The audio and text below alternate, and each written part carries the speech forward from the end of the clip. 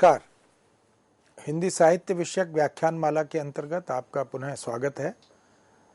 आज हम चर्चा करेंगे छायावादी महत्वपूर्ण कवि निराला और उनके काव्य पर।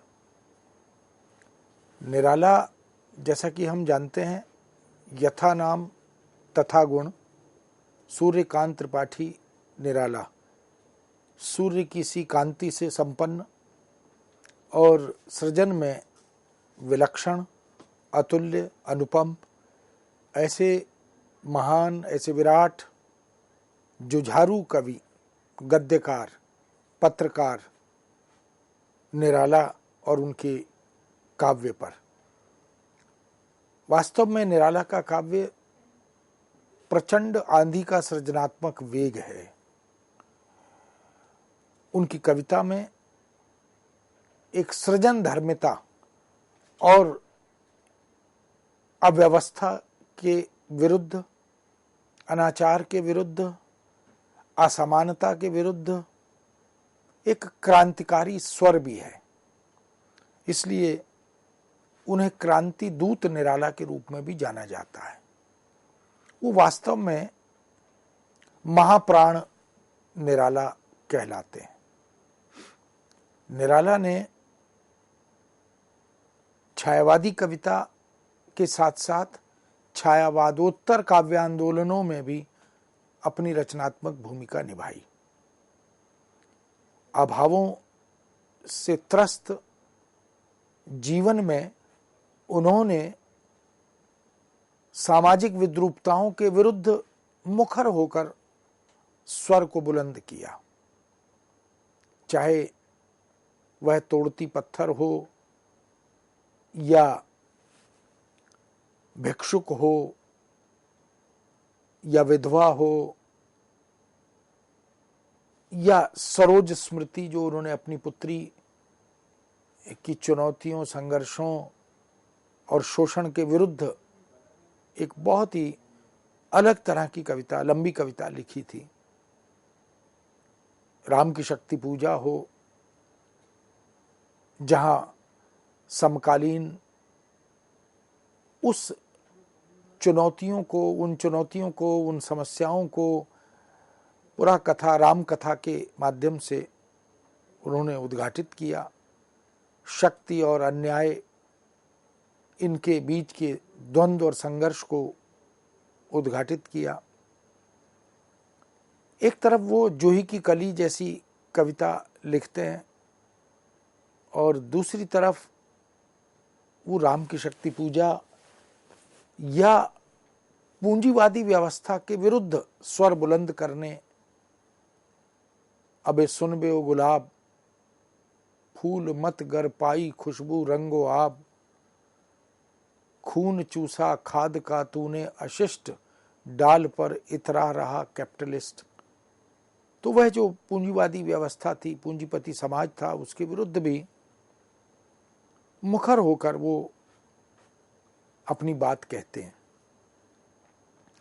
निराला ने कवि के रूप में, गद्यकार के रूप में उपन्यास भी लिखे, निबंध भी लिखे, कविताएं भी लिखी और पत्रकारिता से जुड़कर अपने पत्रकार रूप का परिचय भी दिया। निराला ने न जाने कितने पारंपरिक बंधनों को तोड़ने का आह्वान भी किया।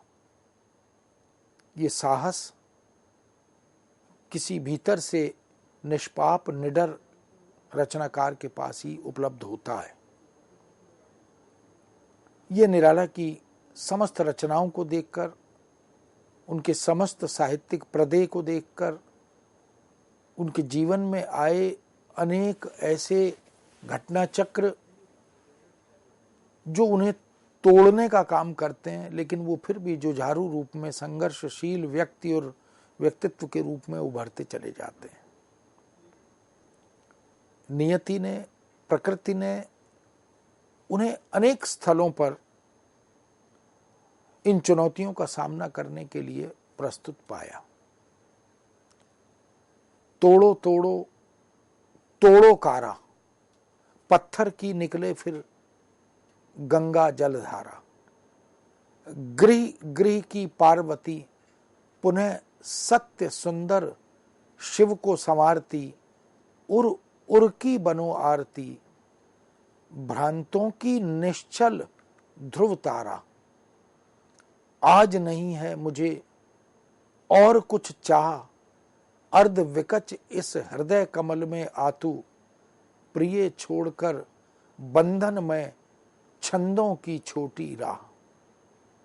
ये जो तमाम पंक्तियां हैं ये उन दकियानुसी, उन पारंपरिक वह परंपराएं जो अब स्वीकृत नहीं रही, उनके विरुद्ध आह्वान कवि करता है।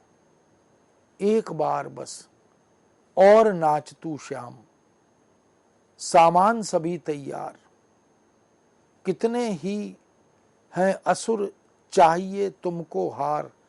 कर मेखला मुंड मालाओं से बन मन अभिराम।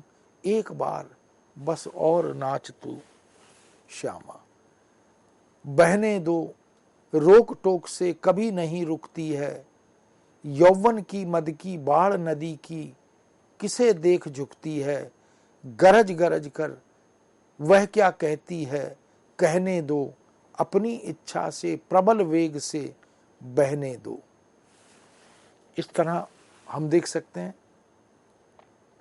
कि एक प्रचंड आंधी उसी की तरह यत्र तत्र बिखरे हुए भ्रष्टाचार, अनाचार, दुराचार, व्यभिचार, इन सबको तिनकों की तरह उड़ाकर ले जाने वाली ये प्रलयंकर श्वासें महाकवि निराला की ही हैं।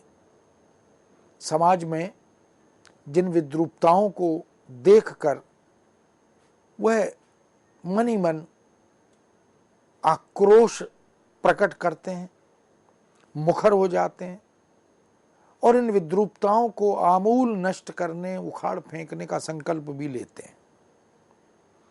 एक प्रचंड रचनात्मक, सृजनात्मक आंधी की तरह वो इन तमाम सामाजिक रोगों का विनाश करने के लिए, उनको आमूल चूल नष्ट करने के लिए अपने को प्रस्तुत करते हैं। छायावादी युग के 4 प्रतिनिधि कवि, महाकवि जयशंकर प्रसाद जो छायावाद के प्रवर्तक माने जाते हैं, उन्होंने भी कविता के क्षेत्र में, गद्य के क्षेत्र में, उपन्यास, कहानी, नाटक, आलोचना, ये तमाम प्रसाद जी की लेखनी से ये साहित्य की अनेक विधाओं में जो सृजनात्मक प्रस्तुति हुई वह एक विलक्षण उपलब्धि बनकर आई। महादेवी वर्मा हो, सूर्यकांत त्रिपाठी निराला हो, सुमित्रानंदन पंत हो, इन चारों कवियों ने वास्तव में एक सांस्कृतिक राष्ट्रवाद का स्वर मुखर किया। स्वतंत्रता से पहले आजादी का उद्घोष, आह्वान, वो चाहे राग विराग में संकलित निराला की कविताएं हों, कामायनी, झरना, लहर आदि, आंसू आदि काव्य रचनाओं में प्रसाद की कविताएं, हिमाद्रि तुंग श्रृंग से प्रबुद्ध शुद्ध भारती, स्वयं प्रभा समुज्ज्वला स्वतंत्रता पुकारती, नाटकों के गीत हों उनके। इसी तरह प्रकृति के चितेरे कवि पंत की कविताओं में भी वो सांस्कृतिक राष्ट्रवाद स्पष्ट रूप से उद्घाटित होता है। और महादेवी वर्मा तो समाज और संस्कृति के प्रति, उपेक्षितों के प्रति एक विशेष प्रकार का आग्रह और सहानुभूति रखती हैं।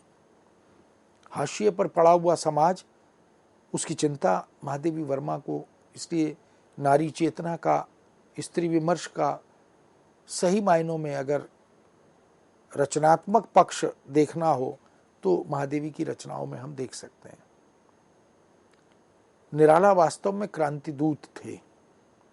उन्होंने विद्रोह के तांडव नृत्य से जनमानस की जीर्ण शीर्ण और सड़ी गली अनेक व्यवस्थाओं को उखाड़ कर धराशायी कर दिया।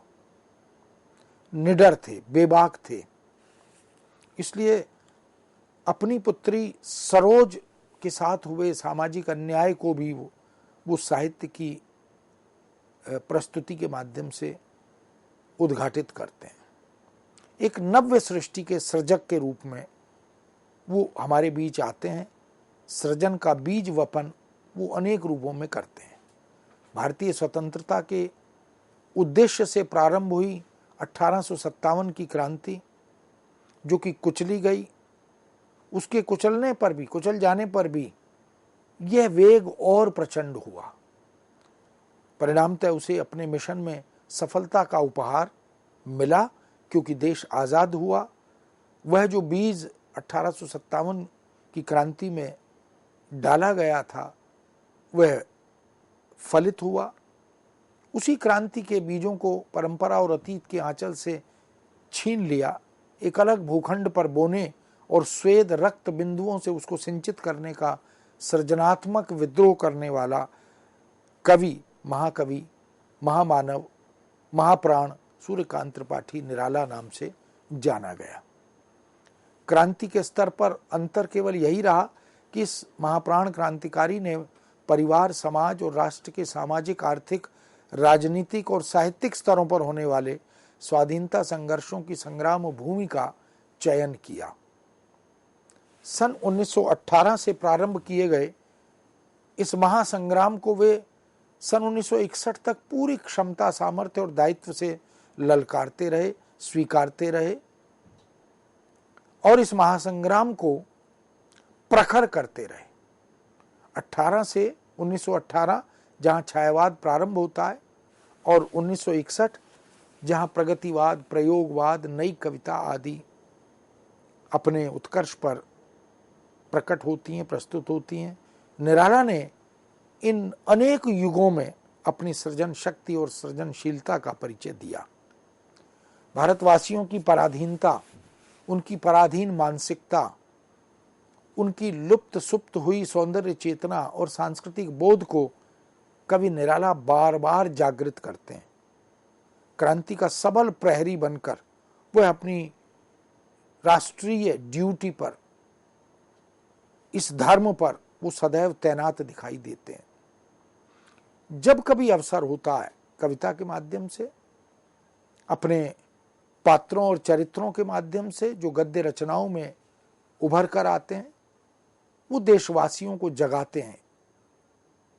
बादल राग कविता देखें, जागो फिर एक बार, समर अमर कर प्राण, गान गाए महासिंधु से, सिंधु नद तीरवासी, सैंधव तुरंगों पर, चतुरंग चमु संग, सवा सवा लाख पर, एक को चढ़ाऊंगा, गोविंद सिंह निज नाम तब कहूंगा।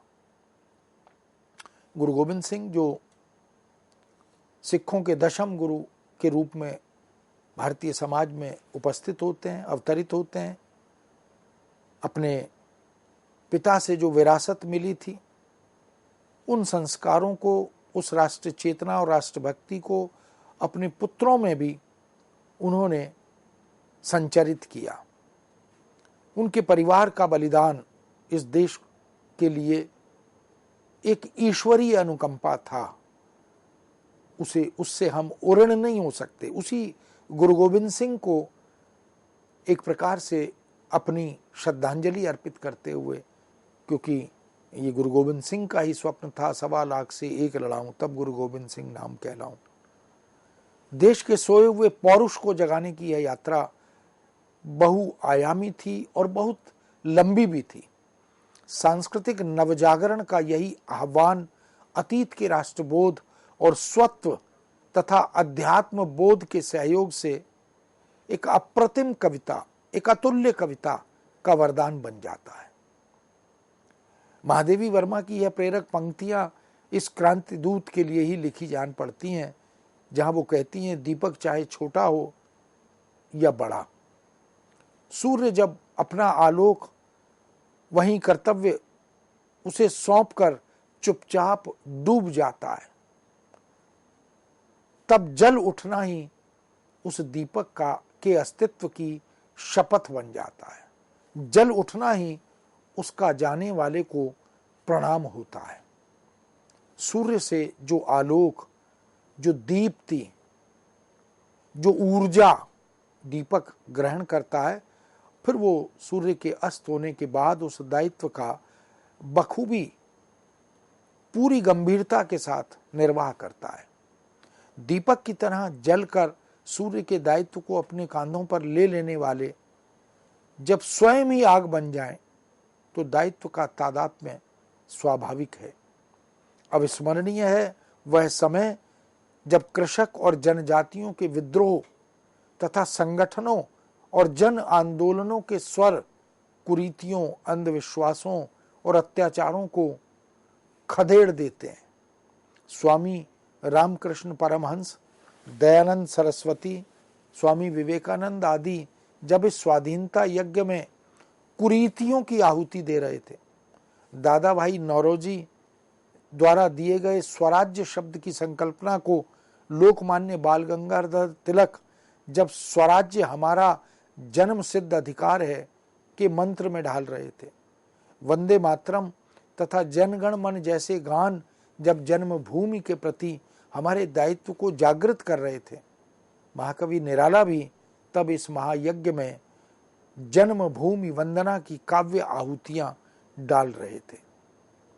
निराला की आत्मध्वनि क्रांति के स्फुल्लिंग बिखेरती हुई एक साथ कई तटों पर, मचान और मोर्चों पर वह सन्नद्ध दिखाई देती है। इन मोर्चों को संभालकर स्वतंत्रता को साधती हुई प्रतीत होती है। क्रांति का अर्थ केवल शक्ति प्रदर्शन और मारकाट नहीं होता। क्रांति हिंसक हो या अहिंसक, उसका साध्य एवं साधन मनुष्य ही होता है। जीविका की पद्धति और प्रतिष्ठा में अमूल परिवर्तन का प्रयास भी क्रांति ही है। व्यापक सामूहिक कल्याण के उद्देश्य से विघ्न विषम प्राचीनता को अपने तूफानी और सफल विद्रोह से उलट देना, यह भी क्रांति है। तो कमल कोश में बंद होकर मधुपान मोह में बंदी हो रही स्वच्छंदता और स्वतंत्रता को यमुना के प्रति तुलसीदास, महाराज शिवाजी का पत्र, जय भारती, भारती जय विजय करे, अध्यात्म फल, टूटे सकल बंध, गहन है यह अंधकार, मरण को जिसने वरा है, हे जननी तुम तपश्चरिता तथा राम की शक्ति पूजा, ऐसी अनेक कविताओं में राष्ट्रीय गौरव का अमर जागरण गान यदि सुनना है तो निराला की कविता इसका सशक्त प्रमाण है। वो किसी क्रांति से कम प्रतीत नहीं होती। तन मन धन से, मन वचन और कर्म से विश्व मानवता का कल्याण चाहने और जातीय तथा राष्ट्रीय जीवन में जागृति लाकर मानवीय भावों और विचारों को प्रतिष्ठित करने वाला यह क्रांतिकारी कवि जब न्याय और महाशक्ति को भी अन्याय की ओर झुकता देखता है तो क्षणिक निराशा उसे घिरती है। कवि अनायास कह भी उठता है, यह नहीं रहा नर वानर का रावण से रण, उतरी पा महाशक्ति रावण से आमंत्रण, अन्याय जिधर है उधर शक्ति। यह जो वेदना है, यह जो पीड़ा है, यह जो कवि का युगबोध है कि अन्याय जिधर है शक्तियां भी उधर ही जाकर खड़ी हो गई हैं। इसलिए यह युद्ध केवल नर वानर और रावण का युद्ध नहीं रहा, यह तो न्याय और अन्याय का युद्ध बन गया। यह तो दीनहीन असहाय प्राणी और शक्ति का दुरुपयोग करने वाली व्यवस्था का युद्ध बन गया। रावण अधर्मरत भी अपना मैं हुआ अपर, यह रहा शक्ति का खेल समर, शंकर शंकर, किंतु सिंह की गोद से छीन तारे शिशु कौन, कहकर गरजने वाला यह अथक पौरुष भला विरोधों से रुकेगा? कदापि नहीं। इन विपदाओं और बाधाओं से तो वह अलौकिक ऊर्जा प्राप्त करता है, एक और मन का आह्वान करता है। प्रत्यक्ष अप्रत्यक्ष सभी बाधाओं को चुनौती देकर वह आघातों को हृदय पर झेलता है।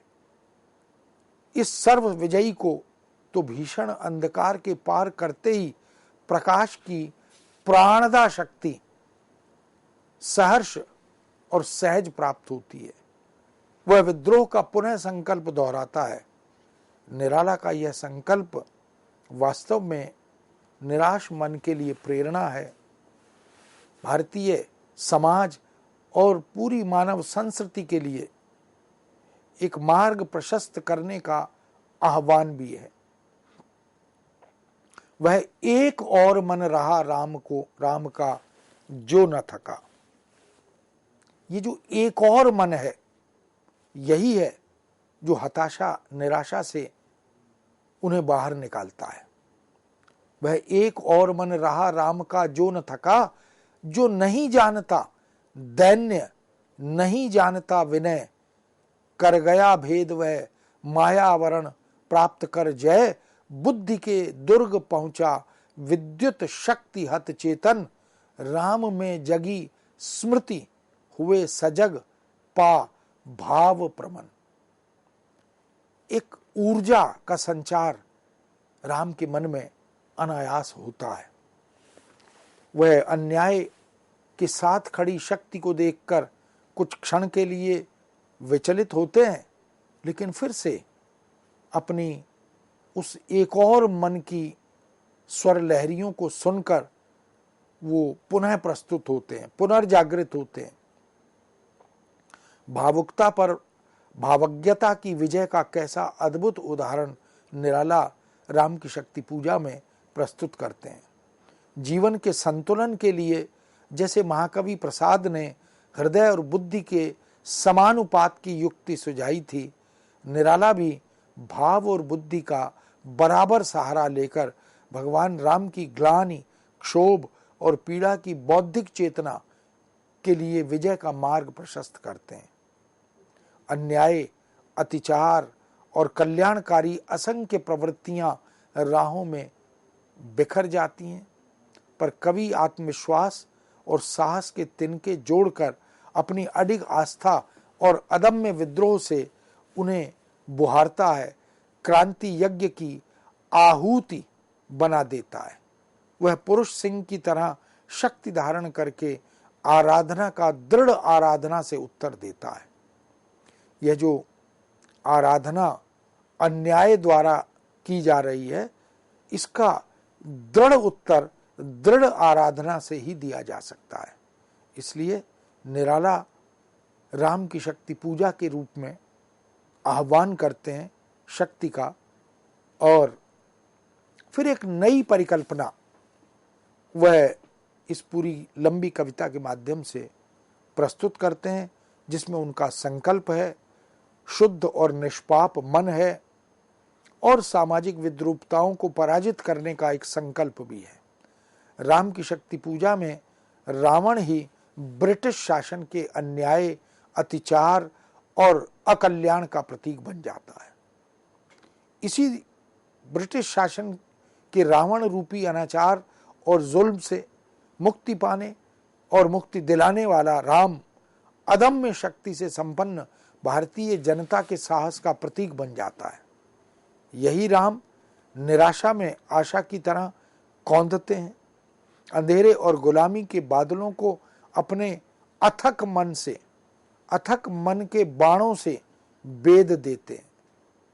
महादेवी वर्मा के ये उद्गार इस दृष्टि से द्रष्टव्य हैं, जिनमें इस अथक योद्धा का शाश्वत सत्य प्रकाशित होता है। वो लिखती हैं, अपनी प्रतिकूल परिस्थितियों से उन्होंने कभी ऐसी हार नहीं मानी जिसे सहाय बनाने के लिए हम समझौता कहते हैं।